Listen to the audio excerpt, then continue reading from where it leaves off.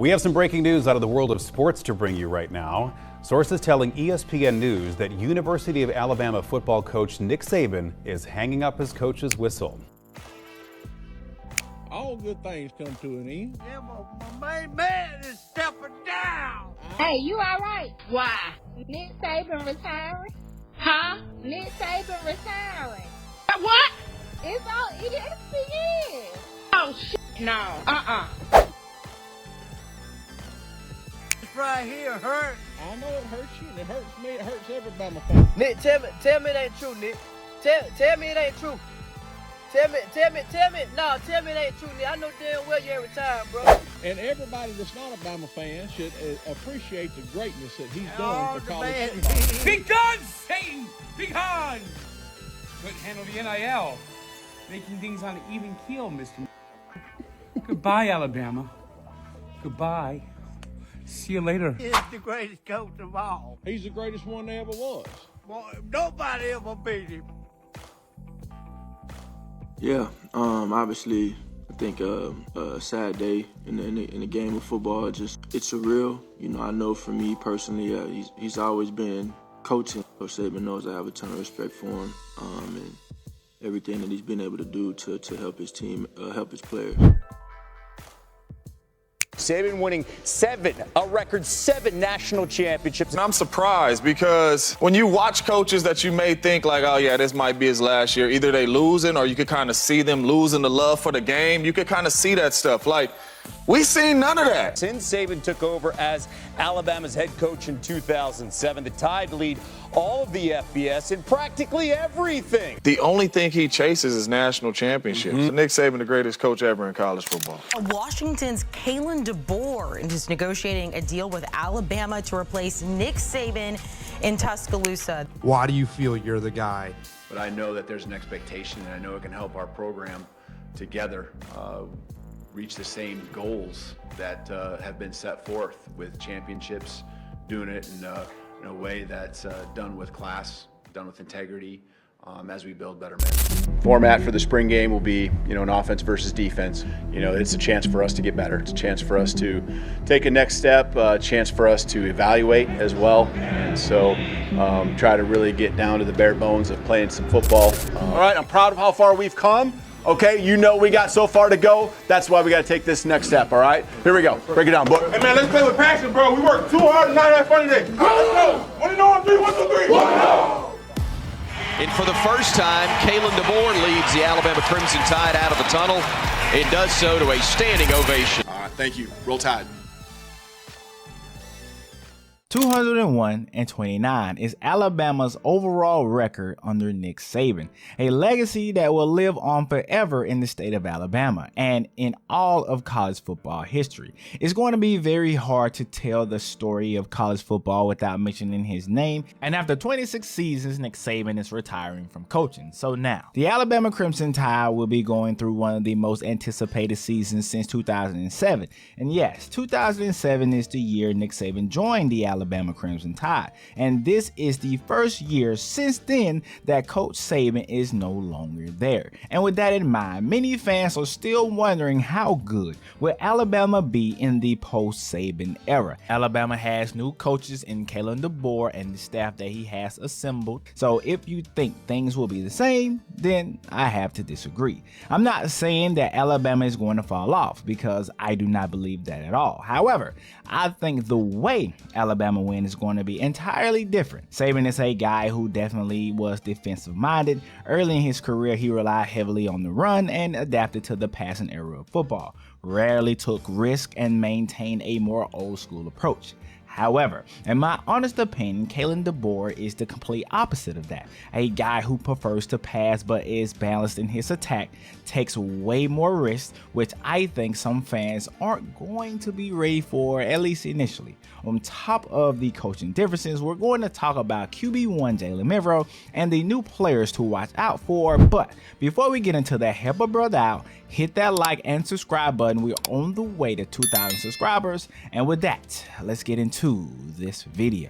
So let's start with the starting QB, Jaylen Milroe. Last year, he had one of the weirdest starts to a season I've ever seen. After a good start against Middle Tennessee State, many fans, including myself, were hopeful. He showed the ability to throw the deep ball, totaling 194 yards passing, showed off his speed with 48 yards on the ground, but then after the Texas game, all of that changed. Some key mistakes and miscues from Alabama resulted in a 34-24 loss.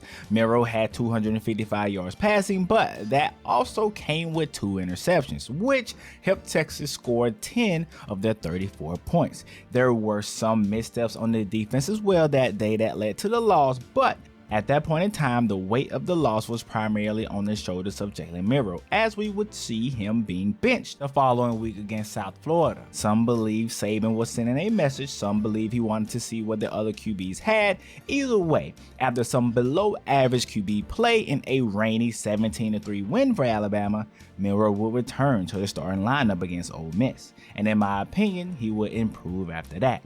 With his season going pretty well, Alabama would go on to beat Georgia and get into the college football playoffs. Jaylen Milroe would finish the season with 2,834 yards, 23 touchdowns, and 6 interceptions, with a QBR of 80.5, which ranked 13th. And even though the end of Alabama's season didn't go as planned, especially with the loss to Michigan and the way that it ended, for Jaylen Milroe, it was a great way to bounce back from a Texas loss. There are things that he needs to work on, especially his intermediate passing game and his touch, but with a coach like Kalen Debour, I believe that and much more is possible. And if I have been impressed by one thing that I have seen from Coach Kalen Debour, it is his ability to call plays. I believe he will not only put Jaylen Milroe in the best position to succeed by using his running ability within his offense, but he will also make the right call with the game on the line, and it will be up to the execution of the players at the end of the day. And just speaking off the top of my head, there are a few situations that I can remember where Coach KD called some plays that were pretty good with the game in balance. Look at this 4th down play against Washington State. Ways for the game here. They will go, and they're going to go the other direction. Look at this play against Oregon on 3rd and 4 to help keep Oregon off the field. What a matchup they created. Williams, 33, who's a safety. He doesn't cover well, not to mention he gives the cushion. So the formation, stacking him, creates that matchup. And I know, it may not look like much initially, but it's the small details in setting up things so you can get the matchup that you like. And like I said earlier, Coach KD is very aggressive. So Alabama fans, just be ready, because as we saw these plays work, sometimes you can have a great play that still doesn't work. And it's going to be very different from what we are used to. A few more guys on this coaching staff includes Nick Saban, Kane Womack, Freddie Roach, Jamarcus Shepard, and others. And even though the team was good enough to make a run last year, there are some key losses to the team that needs discussing. Guys who left the team after Saban retired to play elsewhere include Isaiah Bond, who left to go to Texas, Mr. 4th and 31 himself. Even though he left, he will forever be remembered in Alabama history. Caleb Downs left to go to Ohio State, a great and promising safety who led the team in tackles last year. Trey Amos left to go to Ole Miss, a guy who would have taken the place of Kool-Aid McKinstry or Terrion Arnold, guys who left to go to the draft. There are others who left, but those, in my opinion, are the ones that stick out the most. And speaking of the NFL draft, Bama lost some key guys to it as well. Here's a list of guys who went on to be drafted. So, moving forward, what additions did the team make to keep the roster afloat? First, let's speak on Caden Proctor. Even though he left, he did return, so I'm going to count him in this list. He's definitely going to help this offensive line. Next, a corner from Wake Forest by the name of Deshaun Jones. With the loss of Trey Amos and Caleb Downs, the secondary was looking thin in terms of depth. He had 22 solo tackles at Wake Forest last year. And if you forgot, before Will Riker got there, there were a lot of kicking problems throughout the Alabama Crimson Tide's history. Alabama adds Graham Nicholson, the Lou Groza Award winner in 2023, which means he was voted to be the best placed kicker of that year.